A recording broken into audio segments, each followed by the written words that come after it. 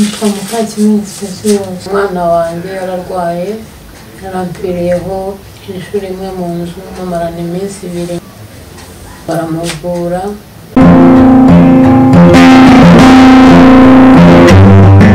Turabashuje abakurikijwe ry'Abarangi TV, twiyemeje kubagezaho imikorere y'abarangi. Abarangi ni iki? Abarangi ni imbaraga z'Imana ziba mu bantu, zikorera mu bantu, zikavura indwara zananiranye.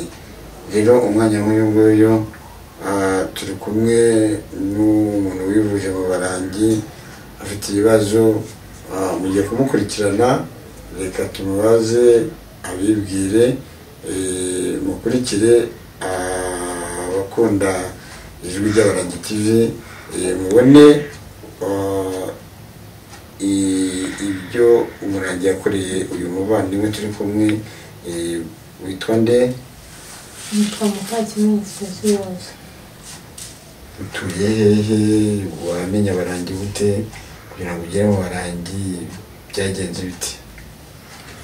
Ntuye mu Musizi kugira ngo menye abarangi, nuko nahuye n'umuntu waharwaye aranzana nanjye nza kuvuza umwana wanjye yararwaye yarampfiriyeho inshuro imwe mu nzu mumarana iminsi 2. Nyuma yaho baramuvura amara ibyumweru 2. Umwana wanjye mbona atangiye kuzana kuko abasha no kurya no kunywa. Umwana yafashwe ate kugira ngo utubwire, kugira ngo ujye mu ivuriro ry'abarangi? Ese wigize ujya mu mavuriro ya kizungu cyangwa n'ayandi dusanzwe tuzi ya kinyarwanda? Ivuriro rya kizungu ntaryo nari nagiyemo, ariko hari umunyarwanda wamuvuraga byari byamunaniye. Ubwo rero nibwo nahise mfata umwanzuro wo kujya mu barangi. Ugeze mu barangi byagenze bite? Nageze mu barangi umwana wanjye baramuvura, kandi mbona nta n'ibihuru bamuvuhutiye, nta n'urushinge bamuteye uko bamuvuye. Nabonye umwana wanjye akira, nta kintu bamuhaye ikindi nabonye. Uravuze ngo bamuvuye batamuhaye ibihuru cyangwa se imiti ya kinyarwanda, ni ukuvuga abarangi bavuye umwana wawe bamuvuje iki? Abarangi umwana wanjye ikintu bamuvuje, abarangi nibo bazi uburyo bamuvuyemo, kuko nta muti bamuvugutiye mbona nk'igihuru, nta rushinge bamuteye mbona bamuteye urushinge. Gusa icyo nzi baravuga ngo bagiye gusabira umwana wanjye akire. Ese umwana wawe umugeze mu barangi, hari abandi barwayi bigize uhasanga baba baravuwe kimwe n'umwana wawe? Narahabasanze, ariko bakajya bambwira umwana wanjye ntakanganye, hari n'abaza barenzeho, ariko n'uwanjye azakira. Umwana wawe yari yafashwe ate? Yararwaye? Hari ingingo umuntu afite mu mutwe, mu nda, amaguru, amaboko, amaso? Ese niki yararwaye muri izo ngingo zigize umuntu? Ni hehe yararwaye? Yararwaye ahantu hose, kuko yari yaracitsemo 2 mu mugongo, acika mu ntugu, ntabwo yagendaga amaguru. Ahantu hose twarateruraga ku bitugu, nta hantu na hamwe yigenzaga n'amaguru. Ku bintu byamufashe byamufashe atubwira ko ababara amaguru, afatwa uko tukajya tumuterura nk'agahinja, biramukunja ku buryo twagendaga duterura ahantu hose. Ugeze mu barangi baba baramuvuriye igihe kingana iki? Ugeze mu barangi ntamaze ibyumweru 2. Bambwira ko nta maraso, kubera ko ibintu yararwaye byari byamumazemo amaraso, kubera kutarya ntiyanywaga. Banyohereza kwa muganga, ndagenda bamutera amaraso, turataha tuba mu rugo. Ndakoze cyane. Uburwayi umwana wawe yarabumaranye igihe kingana iki kuva afashwe umugeza mu barangi? Yari afite igihe kingana iki? Namugeranye mu barangi mamaranye ibyumweru 3 mu nzu.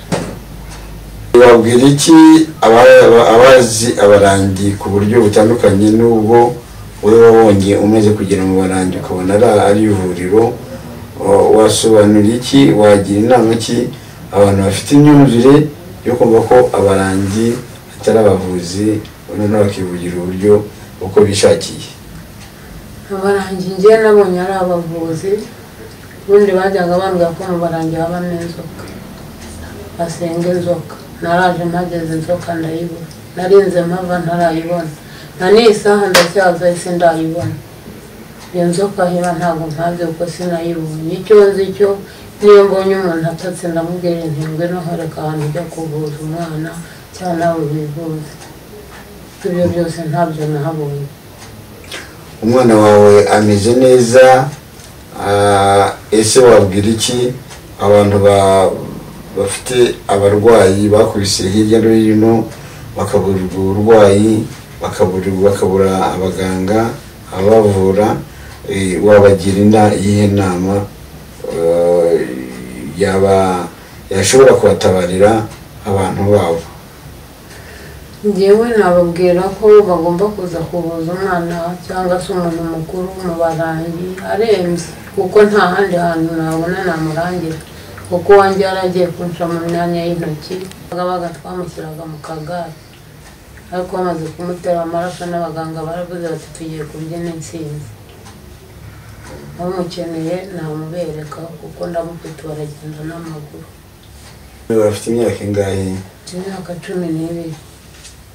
Umusozi turiho bumva ngo bajye kuvuza mu Barangi, ese hari umwuka umeze ute?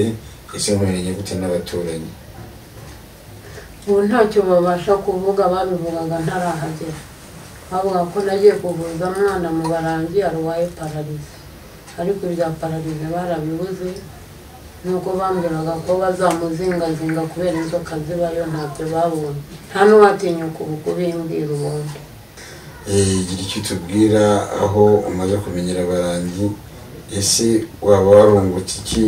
Ese mu buzima bwawe ni iki cy'impinduka waba warabonye? Mu buzima bwanjye hahindutse ibintu bitandukanye. Njyewe ntaragera mu Barangi nari wa mama wigendera uko mbishaka, naragendaga nkajya kwinywera byeri, nta munsi naryamaga ntanyweye mitsingi, ariko ubu nahagera sindanywa kandi numva nta kibazo mfite. Ni ukuvuga bakubujije kunywa inzoga, ese ubona barakugiriye neza cyangwa bakubujije uburenganzira bwawe ko warinyweraga agacupa? Yewe ntabwo banyigurije uburenganzira, ahubwo mbona barangiriye neza. Hari icyo se inzoga zari zigutwaye cyangwa zabangamiraga mu myubakire y'urugo rwawe? Ntacyo, ariko kubera ko njyewe nahoraga ndi mu nzoga numva nta cyiza nabonagamo, kandi n'iyi saha ndumva nta kibazo mfite kuko ntayinywa, nta kibazo mfite. Wabwira iki abantu babaswe n'inzoga? Bajya bavuga mu Kinyarwanda ngo uyikura mu gicuma cyangwa mu kibindi ikawukura mu bagabo, noneho uri umudamu wasomaga ku Kayubi, wagira inama ki abantu babaswe n'inzoga? Njye inama nabagira niyo kureka inzoga, bakayoboka inzira yo gusenga nk'uko abandi bagenda, ariko inzoga bakayireka. Ese waba ufite ahantu usengera? Njyewe nsengera mu Bametodiste Libre. None mu idini ryawe ese inzoga barazemera? Ntabwo inzoga bazemera, nsengeramo ntabwo nazinywaga, nizo zatumye ntongera gusubiramo, ariko ubu iyi saha nagenda nkajya gusenga. None niba warasengeraga mu idini ryawe rikakubuza inzoga ukanga ukazinywa, ariko wagira imbere y'Abarangi bakubuza inzoga ukazirika, ese ubona biterwa n'iki? Nuko nabonye ugomba kuhagera ukayireka, kuko iyo ufite kunywa inzoga ntacyo biba bikumariye, nta n'icyo byakugezaho. Idini ryawe ryarayikubujije ntiwayivaho, ariko ugeze imbere y'Abarangi bakubwira ko inzoga batemeranye n'inzoga urayireka kugeza amagingo nayo ngabo barayizi, cyangwa ntabwo wayiretse n'ubundi uracyakata mu ahantu ugakubita akarahuri ukigarukira. Hoya ntabwo nagakubita narayiretse kuko yarageze ahambere barayimbuza, naho ngarutse bwa kabiri kuvuza barayimbuza, ntabwo rero nakongera kuko nabonye nta mumaro urimo, nta naho bayishima habaho kuko hambere bari bamburije nta kabiri barambuza. Ndashaka kumenya izo mbaraga zo kugira ngo ureke, kuko umuntu anywa akayoga kararyoha ndetse ko nako kamukuraho biragorana. Ni izihe mbaraga ese n'iki abarangi bakoresheje kugira ngo iyo nzoga uyireke?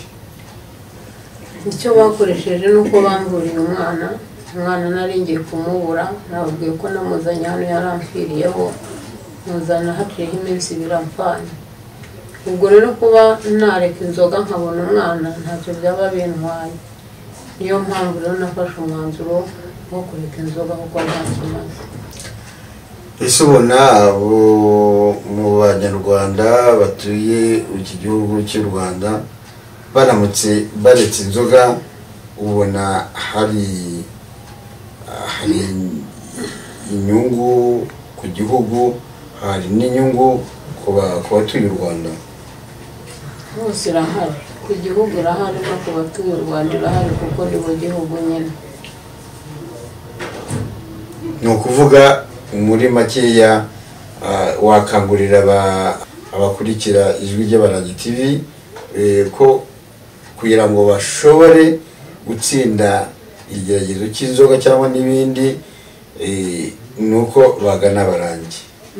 Ikigeragezo ni cy'inzoga wakitsinda ari uko uganye mu Barangi, kuko abantu bose mu bapfumu nigeze najyana na pakuraguza ahantu mbona bamuzaniye inzoga baramuha.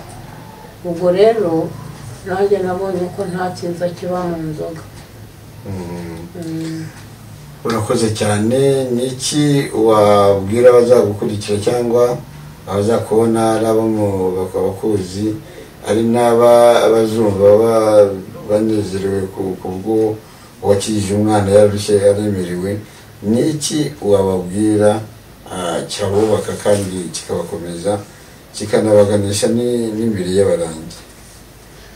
Icyo nababwira ni uko bagomba kureka inzoga ubundi bakajya mu Barangi bakumva inyigisho zaho kuko bazigendeyeho nta kindi kintu bajyamo kibi.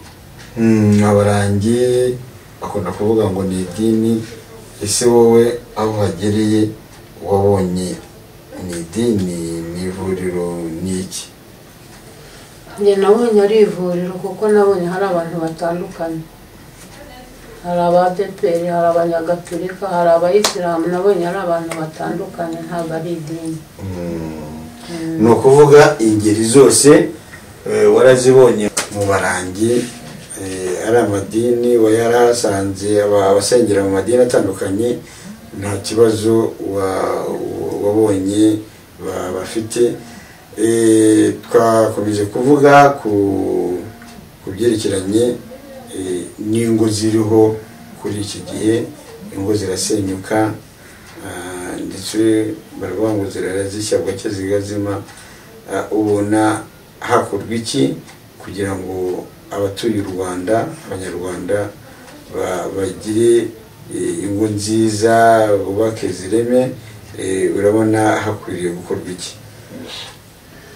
Wahuye n'umurangi wabarangije kubaka, kuko ntiwaba ukibasha kuvuga nabi mu rugo, ntiwaba ukibasha kujya mu kabari niba ari umugore, ntiwaba ukibasha kujya niba uri umugabo.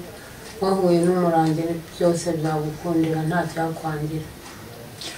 Urakoze. Harya izina ngo ni Mukakimenyi Speciose. Mukakimenyi aduhaye ubuhamya bwiza atubwira ko hari ingo nyinshi zisenyuka, ko umugabo yafashe amafaranga yakagombye kubatunga mu rugo akajyana mu kabari, ndetse n'abadamu, harimo abadamu bafite amafaranga umugabo yabahaye ngo bahahishe bakigera mu kabari. Kugeza ubu rero ubuhamya bwa Specioza atugaragarije ko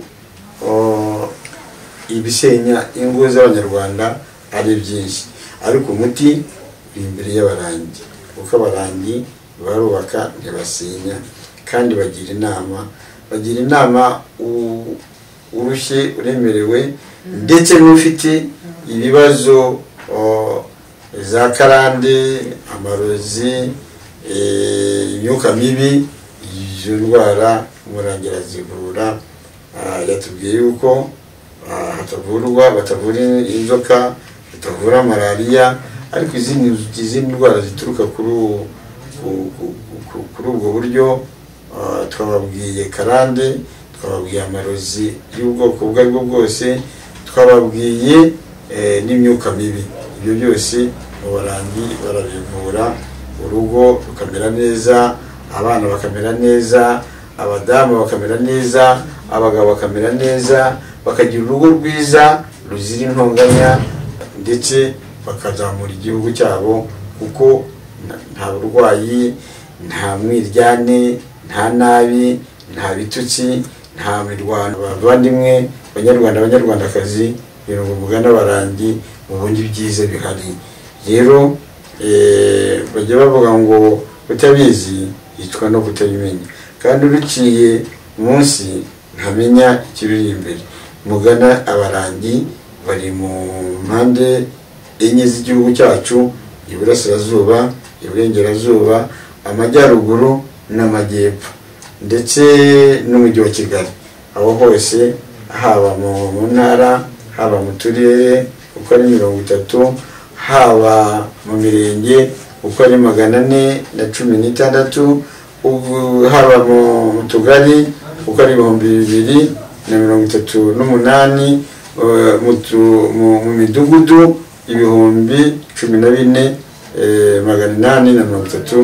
14,837. Aho hose abarangi barahari. Rero ntazagire ugira ikibazo bavuga ngo ntabwo yamenye aho abarangi bakorera. Abarangi barahari kandi bakora ibitangaza. Twari twishimiye kubagezaho iki kiganiro twagiranye n'uyu muvandimwe wacu Specioza. Murakoze, muhorane n'Imana. Bye.